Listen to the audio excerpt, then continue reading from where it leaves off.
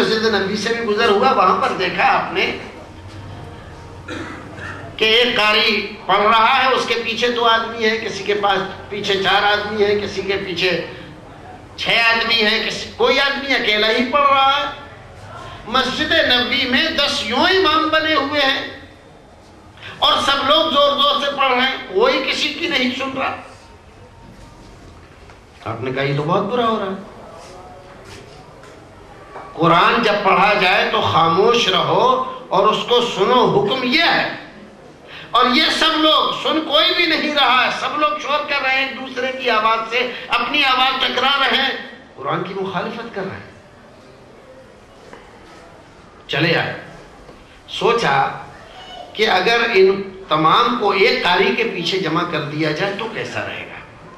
دوسرے دن صحابہ کرام رضوان اللہ تعالی علیہم اجمعین کے اس گروہ سے جو اصحاب شورا کہلاتے تھے ان کو جمع کیا اور ان کے سامنے ذکر کیا، رات مسجد نبوی میں گیا تھا، ایسا ایسا میں نے دیکھا، کیا رائے ہے آپ کی؟ اگر میں ان تمام کو ایک قاری کے پیچھے جمع کر دوں، ایک قاری تلاوت کرے باقی سارے لوگ سنے اس کے پیچھے، تو کیسا رہے گا؟ سب نے کہا اچھا۔ بس حکم دیا، 2 قاریوں کو بلایا، تمیم داری اور ابی بن کعب۔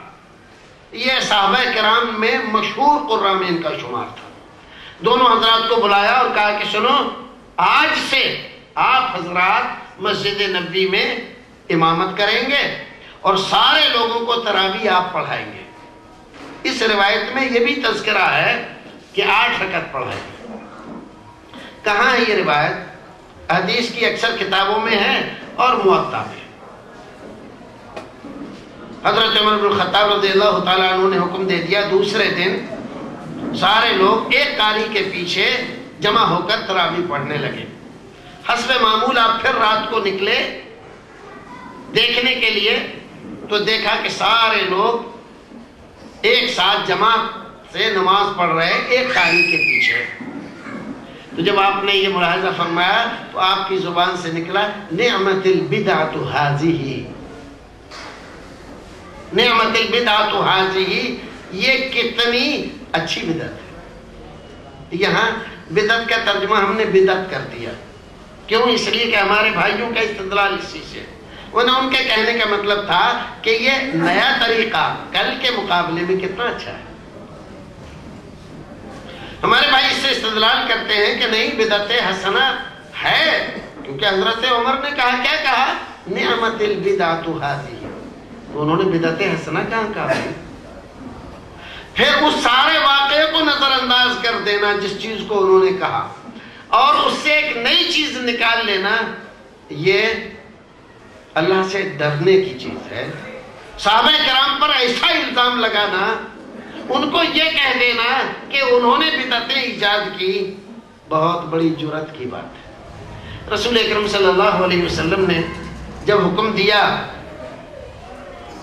کہ میرے بعد بہت سا اختلاف تم لوگ دیکھو گے، فَإِنَّهُ مَن يَعِشْ بَعْدِي فَسَيَرَىٰ اخْتِلَافًا كَثِيرًا۔ صحابہ کرام نے پوچھا کہ اللہ کے رسول، جب یہ اختلاف کثیر ہو جائے تو ہم کیا کریں گے جب یہ اختلاف برپا ہوگا؟ تو فرمایا فَعَلَيْكُمْ بِسُنَّتِي وَسُنَّةِ الْخُلَفَاءِ الرَّاشِدِينَ الْمَهْدِيِّينَ عَضُّوا عَلَيْهَا بِالنَّوَاجِذِ تَمَسَّكُوا بِهَا وَعَضُّوا عَلَيْهَا بِالنَّوَاجِذِ۔ دیکھیے صحابہ کرام رضوان اللہ تعالیٰ علیہم اجمعین میں خاص طور سے خلفاء راشدین کی سنتوں کو مضبوطی سے پکڑنے کا حکم دیا ہے۔ آج ہمارے بھائی یہ سوچ رہے ہیں کہ جیسے خلفاء راشدین نے، اگر بفرض محال مان لیا جائے کہ یہ نئی چیز نکالی تھی انہوں نے، حالانکہ نئی چیز نہیں نکالی، اگر ہم تسلیم کر لیں تھوڑی دیر کے لیے تو جیسے ان کو اجازت تھی ویسے ہی ہمیں بھی اجازت ہے، ہم بھی کوئی چیز نکالیں تو لوگوں کو اس کو بھی ماننا چاہیے جیسے ان کی بات مان لی گئی۔ تو یہ حضرات اپنے آپ کو خلفاء راشدین کے درجے میں رکھ رہے ہیں۔ کیا یہ صحابہ کرام رضوان اللہ تعالیٰ علیہم اجمعین خلفاء راشدین کا احترام ہے؟ کیا یہ ان کی تعظیم ہے؟ یا ان کے ساتھ توہین کا معاملہ ہے کہ آپ اپنے آپ کو ان کے برابر سمجھ رہے ہیں؟ جیسے ان کو کوئی چیز نکالنے کا اختیار تھا، ہمیں بھی اختیار ہے، لیکن ان کے بارے میں تو رسول نے یہ کہا علیکم بسنتی و سنت الخلفاء الراشدین. تمہارے بارے میں کیا کہا ہے کہ 14ویں صدی کے مولوی کوئی چیز نکالیں تو اس کو بھی مان لینا اور عمل کرنا ہے؟ کہیں نہیں. اب اس اعتبار سے یہ غلط. اب آپ دیکھیے تراویح کی نماز، صلاۃ اللیل، قیام اللیل یا قیام و شہر رمضان، احادیث میں اس نماز کو ان الفاظ سے یاد کیا گیا. وہاں لفظ یہ تراویح کا یہ بعد میں ایجاد ہوا ہے، احادیث میں لفظ تراویح کا نہیں ہے. وہاں قیام اللیل ہے، قیام و شہر رمضان ہے، صلاۃ اللیل ہے.